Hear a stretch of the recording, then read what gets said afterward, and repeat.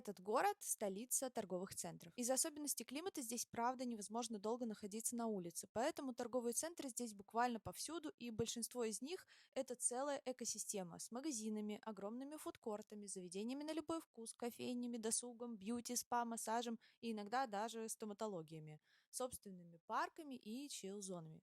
Люди стекаются сюда не столько ради шопинга, сколько ради досуга. Они назначают в ТЦ деловые встречи по работе, свидания, проводят здесь выходные с детьми. Это правда удобно, по сути ты получаешь целый мини-городок под кондиционером. В том числе поэтому в самом городе не так много интересных локаций, либо они разбросаны так, что дорога к ним лежит по невыносимой жаре или по пробкам. И найти силы, чтобы все их обойти, лично я не смогла, поэтому большую часть поездки реально проводила в ТЦ. Так что активным туристам и особенно на долгий срок здесь точно будет скучно. Но вот если вы здесь всего лишь на пару дней проездом, можно получить прикольный новый опыт и познакомиться с совершенно другой культурой.